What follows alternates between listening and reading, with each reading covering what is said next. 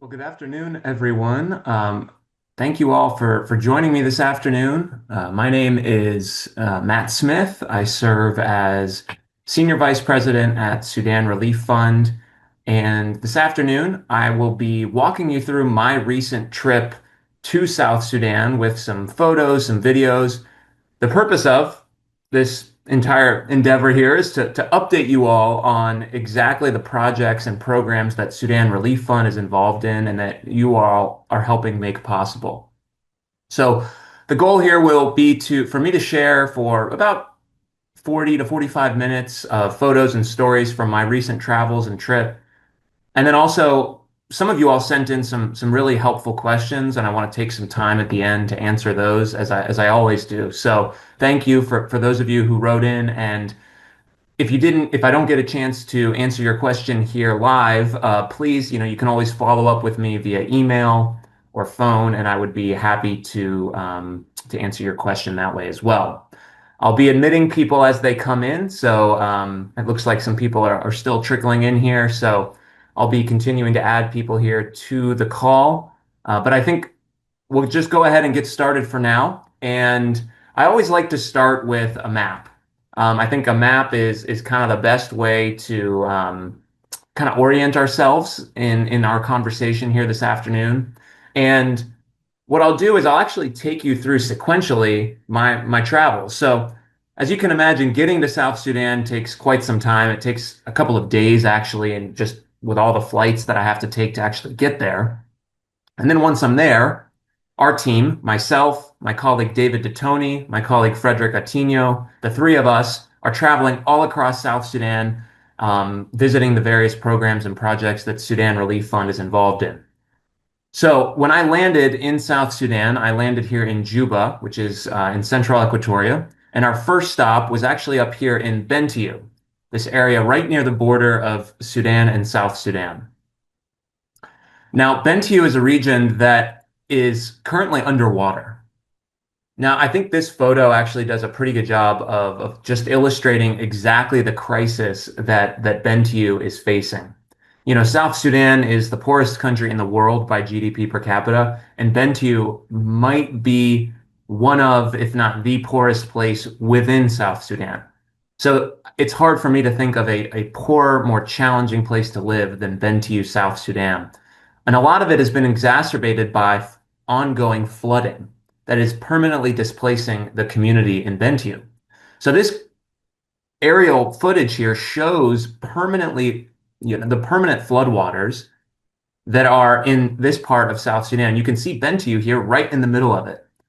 And it's hard for me to describe exactly what it was like flying into this part of South Sudan because you look like you're essentially flying onto an island. I mean, Bentiu is a strip of land surrounded by floodwaters, currently home to about over 100,000 people. And the land is shrinking. I mean, this is what it looks like flying in. I mean, there's just water everywhere. It looks like an ocean, but it's actually floodwater. And the UN is actually not even sure what they're going to be doing about the population here because as the land continues to shrink, there might need to be people permanently moved out of here because eventually I think Bentiu will probably cease to exist. But as of now, there are still over 100,000 people here. I mean, this is what life looks like in Bentiu. As I walked around, there is water everywhere. There is mud everywhere.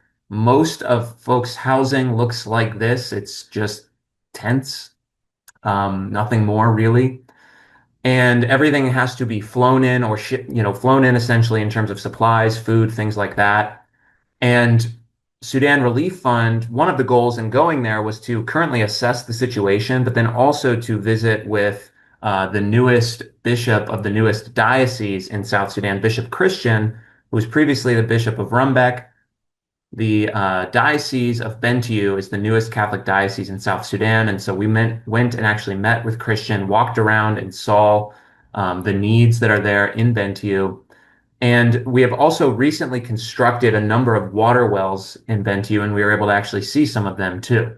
So some of the hand pump wells, as well as solar powered wells that we've constructed in Bentiu. Now, as you can imagine, there's water everywhere around this area of South Sudan, but none of it's drinkable. And you have to dig extremely deep to get any sort of drinkable water because of the flood water. So these wells are essential because otherwise people resort to drinking whatever they can get their hands on, which is often contaminated and causes diseases. So, this is an example of one of the hand pump wells that we recently constructed in Bentiu and had the chance to visit them myself, as you can see, which are always, of course, very inspiring for me to physically kind of be there and actually see the wells themselves and see the impact they are making. This is a very hard place, and we are going to stay in close contact with our partners there on the ground about the greatest needs in Bentiu, and I foresee us continuing to stay involved here in the Diocese of Bentiu. Our next stop was actually back here in Juba. There's a couple projects here in Juba that our team went and saw, and really incredible projects that we're very privileged to be a part of. This is one of them, the Sacred Heart Nursery and Primary School. This is a school in Juba that, with our donors' partnership, we have recently constructed two new classroom blocks at this school in Juba. And it is run by an order of a local order, actually. They are South Sudanese nuns, founded in Sudan, in South Sudan. And they run this school for about 750 kids in Juba. And what was very interesting to me was that not only do you have all of the kids here in South Sudan who are, of course, in great need of the basics, including education, but what the sisters told me was that there has actually been an additional 200 children that they have received at this school who are refugees from Sudan, who have fled the war, the ongoing civil war in Sudan, have actually made their way all the way to Juba and are now being educated at this school as well. This is actually the sisters here and one of the teachers at the school who are celebrating the new classroom block opening. But one interesting thing here was actually the sisters pointed out these two young girls as two of the many Sudanese who have come to Juba seeking refuge. So these little girls were actually from the Nuba Mountains of Sudan, which, having been to the Nuba Mountains of Sudan, I can attest that is an extremely long distance for these girls and their family to have traveled. They were fleeing the war and the fighting in Sudan, came all the way to Juba, and now these little girls are actually in school here at Sacred Heart Nursery and Primary School. It was kind of staggering to me to think about the journey that these two girls must have gone on to come all the way from Sudan and the Nuba Mountains all the way down and into Juba. But that's the story of that so many share in this part of the world. It's this constant displacement. It's this constant fleeing of whatever atrocity is happening in their backyard, and they often end up in places that might be a little better, but they themselves are just faced with new needs. But we're very thankful for the sisters and the work that they're doing at this school. This was myself with some of the kids at the school. This is actually outside the brand new classroom block that we recently completed. You can see one of the older classroom blocks over here, where some of the older kids are. And we are actually planning to continue to stay in close contact with the sisters, and they have many more needs as their population of students that they're serving continues to grow, obviously. So Sudan Relief Fund will, of course, continue to be in partnership with them, and they're doing incredible work to care for these kids. That is our Executive Vice President, David Detoni, as well. He was here with the kids too and got a photo with them. It's always incredible to see the smiles and joy still that so many of these children have, despite, I can imagine, just the incredible hardship that they've experienced in their life. And yet, there are still smiles, there's still joy in the midst of such hardship. Also in Juba here, we have the Franciscans in Juba as well, who run a ministry specifically for some of the orphan street children in Juba. So Juba is the capital of South Sudan. It's extremely chaotic. It's violent. It's a very challenging place to live. And many children end up orphans in Juba. Many children end up on the streets as orphans. And that's a very bad place to be as a young person. And so the Franciscans here actually go out and run a ministry specifically caring for the street children in Juba, and Sudan Relief Fund is involved in supporting them and their ministry. This is again my colleague David, as well as my colleague Fred. He's actually our program coordinator who is based full-time in South Sudan. He's a vital part of our team. And they were standing here with one of the Franciscans who we had the opportunity to meet with and visit and hear about their ministry. Incredible men who are giving everything that they have to help care for these children and these kids who are on the street in Juba, who otherwise would probably be victims of violence or commit violent acts themselves or be subject to starvation or any number of hardships. And yet, stepping into that are these Franciscans who are helping minister to these children. So it's really remarkable the work they're doing. And we've long been partners with them, and we plan to continue in the future. I've got a map here again, just to, again, quickly orient us as we move along here to another project. So we've touched on projects here in Juba, the capital of South Sudan. We've touched on projects here in Bentiu, as I discussed, in kind of near the border. So now I want to take us out here to WAU, W-A-U, which is in the western part of South Sudan. This was another area where our team, we went and visited on this most recent trip. Had the chance to see a number of different projects, including some of the water projects we've been involved in. This is another one of the submersible water wells that we've constructed. Sudan Relief Fund has, along with the partnership of our donors, constructed, I think it's just above 50 water wells. We put together a master list of it, just all the wells that we've constructed over this particular calendar year, and it's exceeding 50 in terms of the commitments and wells that we have built, which is really just speaks to the incredible generosity and partnership of our donors. And each one of these wells provides water for so many people. But it's, of course, not just the people here and now, it's also the people into the future, generations to come as well, who will benefit from these water projects.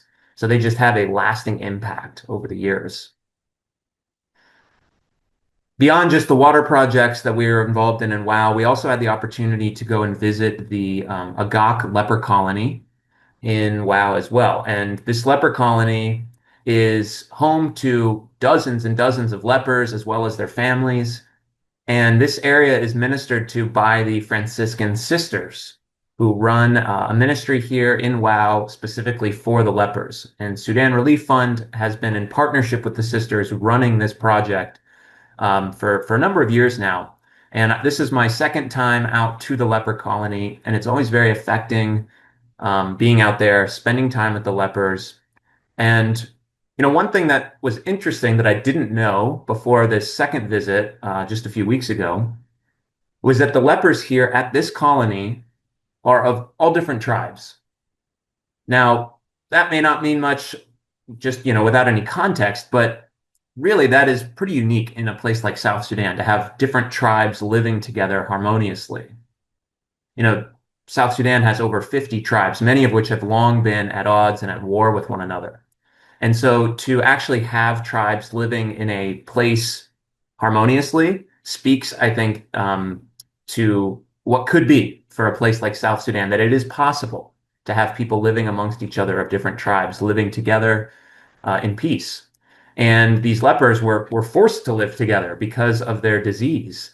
And so they've come together, they've made a community, but of course they have great needs still, being so ostracized from society. They lack basics like food, medicine, and water. And so Sudan Relief Fund, we actually got to be there during one of the food distributions for the leper colony. You can see some of the lepers, and there's most of them are older because now that we've been able to get medicines out to the community, we've been able to halt a lot of the spread of this leprosy. But of course, the needs are significant here. So we actually were there for the food distribution, and David and myself got to help hand out some of the food to the lepers, which was just an incredible honor to be able to do. And we got to partner with the Franciscan sisters at the colony and hand out food. This is a food distribution that they do a couple times a year, and they bring tons of food in and they hand it out, and it lasts the lepers for many months. And This one was particularly sad. This was actually a woman who had lost both her hands and her feet, and she was having to crawl on her hands and knees to visit and to actually come and get the food that we were distributing. And it was a very sobering moment for me to get to witness, just to see the challenges that these lepers live with daily. And the leper colony is actually quite far out. It's pretty significantly far from the actual center of wow. And so, there's not much else around for these lepers. And so basically it's if it weren't for the Franciscan sisters actually coming to them and helping them, these lepers would be really suffering even worse than they already are. And so we're very pleased to partner with the sisters and providing this food and these distributions to the lepers. And it's something we plan to continue on doing. That is one of two leper colonies you'll hear about this afternoon. So that's our third location that we've touched on. We touched on Juba, Bentiu, Wow. Now I will take you here down to the western Equatoria portion of South Sudan to Yambio. Now, Yambio is an area where Sudan Relief Fund has been heavily involved in for most of our organizational existence. We have deep partnerships in this part of South Sudan. And in Yambio, we visited a number of different projects, including the Bishop Abengite Secondary School. This school is just an incredible testament to what can be accomplished with a long-standing partnership and investment in this part of South Sudan. This is a school where there's so many other secondary schools that have been started in this part of South Sudan, most of which fail. They either don't have sustained funding, they don't have good teachers, they don't have long-term partnerships, and they fold up after a while. This school we've been a part of now for many years, and while I was out there, I was told that this secondary school placed all top 10 test scores for this entire region of South Sudan. And there's about just over 1,000 students, about 500 boys and 500 girls. And I mean, being out there was really just incredible to actually get to visit with the students and hear from them exactly how education can open up their minds about what their future could be. Because for so many living in South Sudan, all they've known most of their life is war. If I need to get something that I need, I pick up a weapon to take it, or I commit violence against someone to take something. But education and what they're doing and teaching at Bishop Abengite School, it opens up these young people's minds to what's possible. It actually shows them that there is a different path and a different way that they can live their lives. And to hear about their dreams of wanting to go to university, to travel to Kenya to go to school for college and for university. I mean, it's a wonderful thing that we get to be a part of through our donors partnership. And so I got to spend some time with the young people there, and we've got big plans at this school as well. We've recently constructed a water well at the school, but we also have plans, hopefully, to build a new multi-purpose hall there, as well as some other capital projects at the school. And of course, we continue to remain supportive of the teachers there, supporting new teachers as well at the school. So Sudan Relief Fund will continue to be involved. But here, this was some of the young people they gathered to address us, and just each of them were kind of taking turns saying, where they want to go to university and what they want to do. And, you hear doctors and engineers, and I want to be a architect. I mean, it's just, again, it speaks to what education can do in terms of opening up young people's minds to another way forward in their life. Just down the road from Yambio, about a 25-minute drive, is a little village called Ikpiro. And we got to visit another one of the water projects, one of the 50 or so water projects we've done this year. And this is a submersible well which has a number of different water points, as you can see. And we just got to be around and see the kids drinking from the water.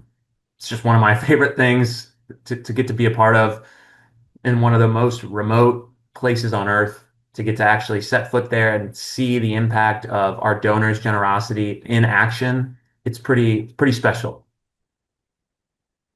And I could have stayed there for hours just hanging out with the kids and watching them drink the water. But these water projects, they don't cost that much in terms of the lives I think that they ultimately can save. One of these hand pump wells, certainly not nothing. I mean, it's about 10,000 US dollars or thereabouts, but you can impact thousands and thousands and thousands of lives for generations. And so that's, why Sudan Relief Fund is so heavily invested in a lot of these water projects because the reverberating impacts that they can have over the years is so significant. All right, next I'll take us to Nzara, South Sudan. So Nzara is also here in Western Equatoria, and it's about right here. So on this map, if you can see in between this town, Tambora and Yambio is a place called Nzara. Now, Nzara has a mission hospital there called St. Teresa Mission Hospital. It's one of two main hospitals where Sudan Relief Fund is significantly involved.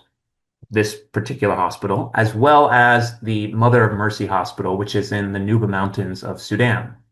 And those two hospitals represent the kind of our largest investments in medical care specifically. So I got the chance to go and visit Nzara, and the photo you're seeing right here on screen is the brand new newly opened pediatric ward. So a Sudan Relief Fund donor in Australia actually fully funded the construction of this new pediatric ward. And in under 12 months, we were able to draw up the plans and put it into action. And the old pediatric ward, having been there, it was functional, but it was nothing like this. I mean, it was really incredible new building, and it's gone up in less than a year. And I was able to walk through this new pediatric ward, and every room was full, which of course is sad, which means that children are sick and are in need of treatment, but it also means that there was a real need for this new building. And 89% of the cases that have been seen here at this pediatric ward since its opening over the summer have been malaria related. Something that's very easily treatable, but kids need to be able to have access to quality medical care to get treated for it. So this little boy, he had malaria. This little guy also had malaria, and I was able to visit with them here. But there's rooms as well as an area where there's these beds too, and it's a remarkable facility. And I think it's pretty indicative of what I think Sudan Relief Fund does well. We have partnerships on the ground there with trusted people, and then when we can put into action a plan very quickly and execute something at a high level like this new building and new pediatric ward and do it quickly. And I think that's where we shine, and it's only made possible because of our supporters and our partners. But I was very pleased to see this. So this pediatric ward is the newest building at Nzara Hospital, but we've got a number of additional things happening at this hospital too. Our goal is to make this hospital the best in all of South Sudan. And I think that we're well on our way to getting there. In addition to this new pediatric ward, we also have a new NICU facility. And I'm actually going to show you, let me see if I can find it. Yeah, this was actually the groundbreaking of the new neonatal intensive care unit. So this will be going up. This should be done within the next calendar year as well. There's me and David, and Fred is right there. So we are just so thrilled to have that be going up soon. We've also got a new adult ward that we're going to be constructing in the next 12 months or so that we've got plans for, along with a number of other exciting projects. So again, the goal here is to make this hospital the best in all of South Sudan, and I think we're well on our way to doing so. Here's David. They're standing here on the steps of the new pediatric ward with Bishop Eduardo Kusala, who is the bishop of the Catholic Diocese of Tambora Yambio, where this hospital is. And David is actually pointing out in this photo that I captured where the new adult ward is going to be. But of course, just walking around and seeing kids who otherwise would have, I mean, it's like I said, it's simple things often, things like malaria. But without the quick intervention here that they receive at the hospital, these things can turn very deadly. So getting to walk around and actually see children whose lives are being saved and get to be face to face with them, it was it was such a joy. And in the midst of so much suffering, to get to see lives being saved is remarkable. A walking distance from the hospital is St. Bakita Orphanage. So it's about a 10-minute walk from Nzara Hospital, and you get to St. Bakita Orphanage. And this is an orphanage that is fully funded by Sudan Relief Fund. And the story of this orphanage, I mean, we've been supporting it for many years. It was previously in a different town, but due to violence, we had to move it here to Nzara. And over the last 20 months, we have been building it up and into an incredible facility. So this little girl, I'll tell you her story in just a minute, but behind her, you can see the girls' dormitory, which is behind her, this building. There's a boys' dormitory. There is a staff quarters as well for the nuns who run this orphanage. There's a new water tower there. There is actually a perimeter, like a fence that we've put in to protect them, as well as a guard tower and new lights. So this is a new path that we're putting in actually that you can see behind this little girl as well. Um, we've made this into, I think, a really incredible facility, and the need is really there because this is an orphanage that, like that Redeemer primary school that I mentioned earlier, that had this influx of children coming from Sudan. Similarly, this orphanage has seen kids, orphans, come from Sudan. I mean, they now have over 250 kids at this orphanage. Something originally the intention was for this orphanage to be a capacity at around 150 kids. And many of them have come from parts of South Sudan that have been affected by violence, but also from Sudan. This little girl, she lost her mother. Her mother died in childbirth. So she was giving birth to her via C-section, and she died due to excessive bleeding.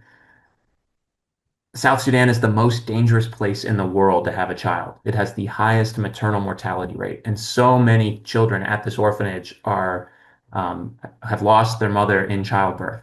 It's a story that I hear constantly as I travel around South Sudan. Another kid that I met, he had lost his parents just not too far away from this orphanage due to fighting in the bush. So the sisters here who help care for the children are the Blue Sisters, and they are just an incredible order of nuns who give everything to care for these kids. And of course, like I said, you see smiles still, despite so much of the challenges and hardships that these children have experienced. There's still joy, there's still laughs, there's still smiles. And this is actually inside the new multi-purpose hall that we recently built as well. So lots of wonderful things happening at this orphanage, and we are going to continue our commitment to providing for the orphans here and supporting the Blue Sisters as well.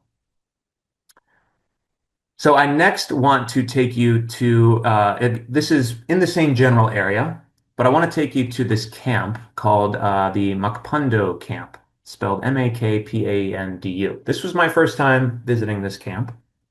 This camp is it's about an hour and a half of a drive from Yambio. So we're still in Western South Sudan, just to try to orient ourselves. We're still in Western South Sudan, but about an hour and a half east of Yambio is this camp, and it's called the Makpando Refugee Camp. And our team had been hearing reports of Sudanese refugees coming to this part of South Sudan, fleeing the civil war in Sudan. And we were intrigued because, I mean, it's a long ways from Sudan, just geographically. And so we were thinking, why are people coming here? Why are people fleeing and arriving here? And is this true? So we went to Makpando to see for ourselves exactly what was happening and to assess this refugee camp. On the way to Makpando, you pass through Remenze, an area where Sudan Relief Fund has a number of projects. And I'll kind of bridge this connection between Remenze and Makpando here as we continue. But as we arrived, we were welcomed by the refugees here, and I quickly realized that there were a lot of Sudanese refugees here. You can tell typically pretty quickly if they've come from Sudan, often because they'll be wearing some of the more traditional Sudanese clothing, including the headscarf. So I went up to these teenagers. These teenage girls were in Makpundo, kind of just sitting here observing some of um, the ceremony as we were being welcomed into the refugee camp. And I went up and I spoke to them and I did a little interview with them. And I hope to release that video interview to our audience soon. But as I spoke with them, I asked, have you come from Sudan, fleeing the civil war, the brutal civil war in Sudan? And they said, yes, we have. I said, where are you from? They said that we are from Khartoum. I said, what is life like for you now here in South Sudan, here in this remote western part of South Sudan, the jungle? It's very dense and effectively the bush. And I said, what is life like for you here? And this one, second from the right, looked at me and kind of just, I could see it in her eyes how kind of sad she was, but she just said, life is extremely hard here. The challenges are just different. She told me, in Khartoum, we were fleeing for our lives from civil war. We were worried about gunshots. Now we are here. We don't know where our extended families are. We don't know where the rest of our friends are. We can't contact any of them. And we are here in this part of Western South Sudan. We don't aren't familiar with the land. We don't know how to grow crops here. We don't know where we will eat. We don't know where we will drink. And she seemed completely destitute. I mean, she seemed incredibly depressed and sad. And it underscored for me, that the first step for so many of the Sudanese refugees is just getting out of the conflict. But then they are often ending up in scenarios and situations that are just as challenging, but just different, right? So here in Makpundu, the concern is, how will I eat? How will I drink? And that's what they expressed to me. So, in partnership with the diocese here of CDTY, Catholic Diocese of Tombra-Yambio, we're going to be running an assessment of exactly trying to figure out how we can possibly assist the Sudanese refugees here in Mukpondo, possibly with some aid. Here is actually some more of them as they were just sitting out under the mango trees. I mean, life is extremely challenging. You can see it on their faces. So many children not in school. So many people who I even had one woman, she came up to my colleague David and I, she tapped us on the shoulder. And, whereas so many people ask for food or they ask for, water, this woman, she tapped us on the shoulder and she said, I need a job. I want to work. I'm a university educated teacher and I had to flee Sudan because of the war. And now I'm here and I want to work. I want to teach. And that was pretty affecting for us to hear someone speak like that and say, not only like I want to, of course I need the basics, but I actually want to be of help and I want to be of use too. And that's the attitude of so many of these refugees is not just like looking for a handout, but of course, they need to survive, but it's also what can I do to help those around me and this new community that we find ourselves in. So these were some of the Sudanese refugees that we met with. There were many others as well. This was actually the woman who came up to us and asked us if she could teach. I actually took a photo of her. And this was another woman who was explaining kind of the hardships and situations that they faced coming from Sudan. And I captured some of that on video as well. I hope to share some of these videos with our audience in the future. In Makpundo, we were able to see, okay, there are Sudanese refugees here. There's an incredible need. And Sudan Relief Fund we are going to be building a health clinic in Remenze. And we are going to be putting it in Remenze because it's strategically going to be within walking distance of the Makpundo camp. So many of the people that we met with at that camp are going to be able to access this new health clinic. So in addition to some of the aid, hopefully, that we're going to be able to provide, and we're doing our assessments on that front, we are also building this new health clinic within walking distance of the Makpundo camp as well, to hopefully allow for people to be able to access medical care there too. And I will actually show some photos of where we're going to be putting that clinic in here soon. About 30 minutes from the Makpundo camp is the school, the Remenze Our Lady of Assumption Primary and Secondary School. This school has about, I think it's 1,100 students around there, certainly over 1,000. And Sudan Relief Fund is one of the primary funders of this school. We have helped construct a multi-purpose hall there. We've helped construct water projects. We've paid for some of the land cruisers for the Ugandan missionaries who are running this school. And most recently, we have helped construct the new secondary school. So this is actually the dormitory for the boys at the new secondary school. And this is actually where the new classrooms are going to be for the secondary school. They're growing up, they should be done pretty soon.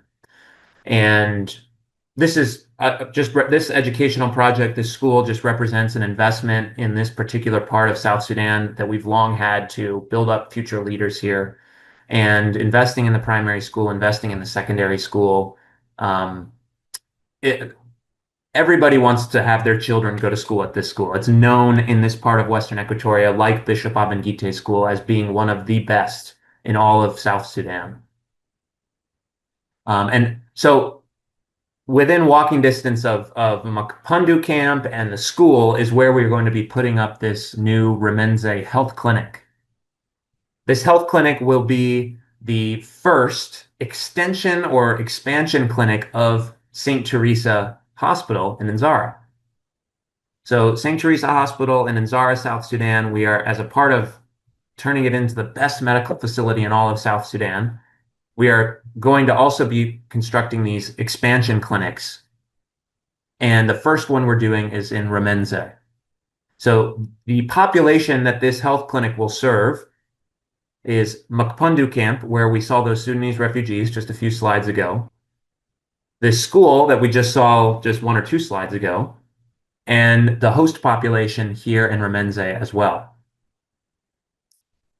This is actually Dr. Taban, the doctor at the main doctor at the Nzara Hospital here, and this was the groundbreaking of this new Remenze Health Clinic. So this will be going up in the next calendar year, and we're very excited because it again the catchment area where it sits in terms of the number of people it's going to be serving is extremely significant, and it's different populations: Sudanese refugees, South Sudanese IDPs, the school nearby, the Our Lady of Assumption School, as well as the host community.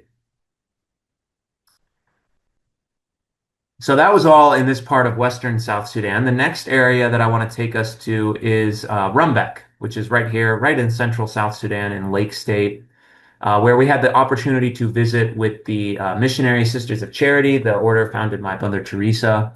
And we got to spend some time with them and see two main things. We saw the orphanage, as well as the Malo leper colony.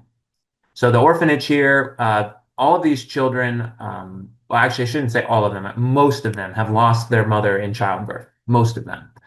Some have lost their parents due to fighting or violence, but most have lost their mother in childbirth.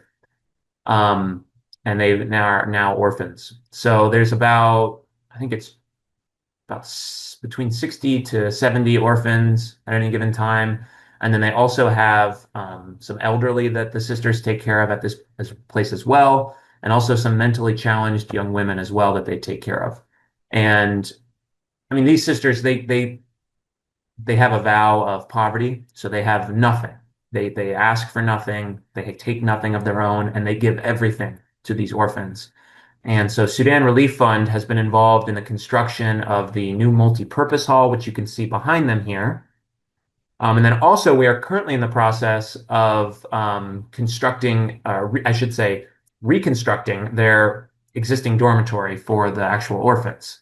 So there was a big need for us to actually rebuild the existing dormitory that they were sleeping in. And so that is something that we are also currently in the process of. But a lot of these babies were a couple weeks old, having lost their parents, but just, of course, just adorable. And we are so thrilled that the sisters are here taking care of them. It's the only orphanage in this part of Rumbek that actually takes care of newborns. This is the construction of the dorm that we're putting. So we're putting on this new roof, and then we're going to be finishing around here within hopefully the next month or two. And that'll be finished, and they'll be able to move back into the dormitory. So that's the orphanage, and we continue to support them and will into the future, as well as the Malo leper colony. So we also got to go to this leper colony as well for a feeding distribution. This happens monthly. the missionary sisters go out to the leper colony and they provide basic food for all of the lepers and their extended families every month. So we got to actually attend and help with the distribution of this food with the sisters, which was just fantastic. This is the chief of the leper colony here in the multicolored blue outfit here on the right, as well as the missionary sisters here. And again, a situation where these sisters, they go out, they risk their own safety traveling about 45 minutes by vehicle to the leper colony outside of town to be amongst them, to serve them, to provide them food. And they not only provide them food, but also basic medicines too. So Sudan Relief Fund, we are fully behind the work of the sisters, fully happy to support and partner with them in this work. And we just feel honored that we get to be a part of their mission. And yes, so you can see some more additional photos here of the lepers with their food. They'll take this food back to their families, and that will last them for about a month.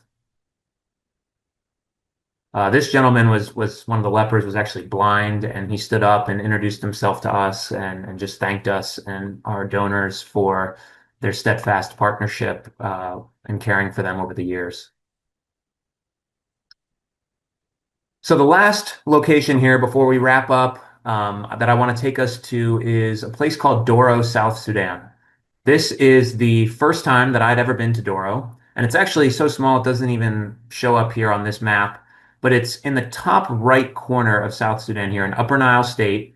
There's this town here you might be able to see with my pointer, hopefully, this town called Bunj, B-U-N-G, B-U-N-J. Right above that is where Doro is. It's right on the border of Sudan, South Sudan, and even close to Ethiopia. And this is an area that has received a ton of Sudanese refugees. Over 75,000 Sudanese refugees have come into this area of South Sudan. And there is a health clinic there that Sudan Relief Fund it's a new project a new initiative that we've been partnering on with local staff here, but it's the Grieve Health Clinic in Doro, South Sudan. This is actually a clinic we have an interesting history with this clinic because our executive vice president, David Detoni, some of his family members were actually missionaries decades and decades and decades ago, I think in the late 1930s, here at this clinic. And they actually died here in South Sudan and are buried in Doro. So we actually visited the gravesite of David Detoni's family members here in Doro. And this health clinic has been there ever since, serving people. So we are actually coming back into providing some basic medicines and food costs and construction costs here for the clinic, something we're very excited about. But there is the dual challenges of caring for all of the refugees, the 75,000 who have come into Doro, combined with, of course, the host community. Some of the stories I've heard about the desperation that many of the refugees are experiencing and just trying to get any sort of medical care was pretty sobering. Stories like, a mother will, because of the flooding that can happen in this part of South Sudan, I heard a story about, mothers who will wait for 5 days, next to a flooded riverbed and wait till it dries or goes down so that they can then cross to get to this clinic. 5 days just waiting and waiting and waiting for floodwaters to recede so that they can cross to get to this clinic. The government facility that's nearby has basically no medicines and no doctors, just beds. So this is really the only game in town. And so Sudan Relief Fund is going to be continues to provide Plumpy Nut, the emergency nutritional supplement, to this clinic. We also helped expand their pharmacy. We helped the construction costs with the expansion of their pharmacy, as well as we're going to be involved in some more projects here in the future too. A lot of malaria. This little guy, he had malaria. You can see many of the Sudanese refugees here waiting for any sort of care that they can get. This is the nutritional log that shows all of the acutely malnourished children. So that Plumpy Nut that I mentioned, that emergency nutritional aid, which helps jumpstart acutely malnourished children back to life. This is a log of all the children they had just seen in the last week or two who were acutely malnourished. They measure their arms using these armbands, and if they fall in the red, that means that a child is acutely malnourished, which means they are on the brink of death. and they'll give them the supplement of plumpy nut, which will jumpstart them back to life. These are some of the leprosy medicines that are provided. There's lepers in this part of South Sudan as well. So I took a photo of it just to show like leprosy is they take this, I think it's just for a couple of weeks, and it can actually just within a few weeks halt the spread of leprosy pretty simply. So that's the conclusion of our trip through South Sudan. Now, you might be, if you're a longtime donor and supporter of Sudan Relief Fund, you might be thinking, well, Matt, like, what about Dr. Tom Katina? What about Mother of Mercy Hospital in the Nuba Mountains of Sudan? You, did you visit that? And the answer is that on this journey, unfortunately, I was not able to visit Mother of Mercy Hospital in Sudan, but I will be going there in January. So the reason being, of course, because of the ongoing insecurity in Sudan, as well as the recent flooding due to the rainy season, conditions did not allow for us to actually travel up into Sudan with enough time for us to then come out for our itinerary. So make it basically up in there to get there and then to come out in time to keep our itinerary and our schedule. So I'll be going in January for about a week be seeing Dr. Tom Katina. I'll be seeing the hospital there, some of the expansion clinics that Sudan Relief Fund is involved in, the Plumpy Nut program that we are continuing to support through our donor partnership. But on this trip, I did actually get to see Dr. Tom. Dr. Tom actually came and met me at the border of Sudan and South Sudan, and I actually flew with him from the border of Sudan and South Sudan, a town called Yida. We flew together from Yida to Nairobi, Kenya, to New York City, and we spent about 3 days together in New York City. So there's myself on the right with Dr. Tom Katina, the medical director at the Mother of Mercy Hospital in Sudan's Nuba Mountains. As you can imagine, the situation in Sudan right now, as you may know from just reading the news or seeing it featured recently, it is the world's worst humanitarian crisis. The amount of people in need I read this morning exceeds any number of people in need in the history of the world. So really, Sudan at this point, just in terms of the number of people in need, it represents the greatest humanitarian crisis the world has ever seen. Over 30 million people are in need right now. It's staggering. So Dr. Tom here on the left and his hospital in Sudan, they are helping care for so many people. I sat down with Dr. Tom and we did about an hour-long interview. And that's another video that we'll be sending out to our donors. So be on the lookout for that, hopefully sometime soon. And in that video, he describes the situation in Sudan and in Nuba and at his hospital specifically. So we'll have plenty more details on that here to come. And then again, as I said, I'll also be traveling to Sudan in January. Once the dry season comes, it will allow for a little bit easier passage up to the hospital.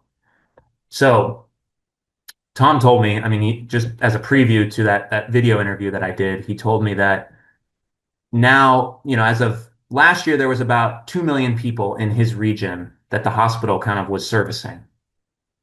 Now he said there's probably close to 4 million people because you're seeing all of these people come in from Darfur, El Fasher, Khartoum, even still, all of these people who are fleeing these atrocities in Sudan are coming to Nuba. And so Tom is, of course, overwhelmed with need. He is continuing to we're continuing to beef up services at the hospital, providing more medicines, plumpy nuts, things like that, of course, but the need remains very significant. The other thing is that, Nuba specifically, we see it as representing probably the next major front in Sudan's civil war. So both sides have kind of entrenched themselves. The Sudanese armed forces have kind of entrenched themselves in Khartoum in the northern part of Sudan, and the Rapid Support Forces, the RSF, have kind of entrenched themselves in the Darfur and western part of Sudan, and Nuba is still somewhat disputed. And so that is where we see this going here in the future. So what that means is that the needs both for Tom and the hospital there we only see increasing over the next year because we see this as really the next developing front in the Sudanese civil war because there is so much contested land still in Nuba. So that's a little preview, hopefully, and some information about Sudan and Nuba that I did not get to see on this most recent trip, but that I will be seeing in just about 2 months. And again, I'll also be releasing that video interview with Dr. Tom. We'll hopefully be releasing that pretty soon. So if you're interested in that, you can watch and hear again about the ongoing developments in the Sudanese civil war and how Sudan Relief Fund is assisting Tom in helping care for people that are experiencing this incredibly grave crisis. So with that said, I know we're just about at time here. I think we had allocated an hour, but I want to just get to a couple of very quick questions here. And I'll also just flash my information here on the screen too, so my email and my phone number in case you want it. And you can email me or call me. But I got a couple of great questions, and I'll just take them very quickly here, and then we'll wrap things up. So one of the questions I got was, how do you decide on which projects to fund given there's so much need? Which is a great question. It's one I get a lot. And our mission statement at Sudan Relief Fund is to alleviate, first and foremost, the immediate humanitarian concerns. So food, water, shelter, medicine, and then also begin to put into place infrastructure that will facilitate kind of the long-term development of this region. So we first prioritize kind of the basics: food, water, shelter, medicine. Keep people alive, make sure that they are not sick and that they can thrive. But then additionally, we allocate program budget to things like you saw in this slideshow, education, things like investing in local communities. We have some vocational training programs that we invest in, for example, things that will start to lay the groundwork for long-term success in a region that's been so that has just long suffered from civil conflict. So that is how we make our prioritization when we decide on how we want to invest in things. And a lot of that, again, is done through the church, which goes to the next question. How do you ensure that aid reaches people that it's intended to reach? In a place like Sudan and South Sudan, that's something that we are always conscious of because we want to make sure that every dollar that is given to us by our donors is maximized. And so we ensure that aid reaches the people that it needs to by partnering with the church specifically on the ground in Sudan and South Sudan, because that's how we know that aid is getting to people in need, because we have close relationships with people who are rooted there permanently. So we're not just flying in, flying out. Okay, we'll build a well here. We'll hand out some food there. These are decisions that are being made through local partnerships with missionaries and the church who are on the ground there full time, permanently, through thick and thin, through war and peace. And so that is how we can say with confidence that this work is reaching the people that it most needs to.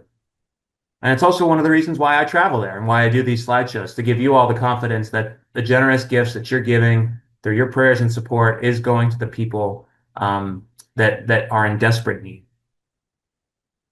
One last question here that I got. It said, what is happening in Sudan that most people probably don't know about? Well, I think since you're on this call today, you probably know about the civil war that's going on in Sudan. You probably know about just the humanitarian crisis that has broken out over the last 3 years in Sudan and how that has spilled over into South Sudan as well.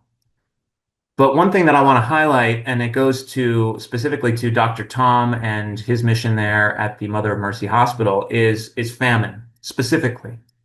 So there has been a formally declared famine in the region where Dr. Tom's hospital is, in the Nuba Mountains of Sudan, specifically in and around places like Kadugli, which is a place that's pretty close by the hospital. Now, for me, as someone who's involved in this work, I have an idea and I know kind of, wow, it really takes a lot to get to a formal declaration of famine. But as an explainer, there is a certain mortality threshold that you have to reach that is consistent over a period of time of starvation deaths per day to actually then trigger that formal declaration of famine. Most often what we see in the news when we hear about starvation is threat of famine. There is an impending famine. There are threats of famine. But to actually get to the level where there is an actual declaration of famine is extremely dire and significant. And I think this might be the first formally declared famine of this kind in, I think, since 2017. So it's been a long time. And so, as you can imagine, the needs are significant, specifically around food, which is why Sudan Relief Fund remains involved and will continue to remain involved in the distribution of this Plumpy Nut product, specifically to help the acutely malnourished children who are the most vulnerable within this famine in this part of Sudan. So, with that, I'll conclude. And again, please reach out to me. I hope that this was useful, helpful, and informative for you all. I want to thank all of you for taking time out of your busy schedules to join us. Um, and again, please don't hesitate to reach out if you have questions, comments, or you would like to speak with me further. And I'll be doing these about quarterly. So the next quarter will be quarter one for our next Zoom call here. And that will be after I've returned from going to Sudan, going to the Nuba Mountains. And so I will hopefully have more stories and photos from that. And again, be on the lookout for the longer form interview that I did with Dr. Tom Catino, which we'll be releasing hopefully in the weeks to come.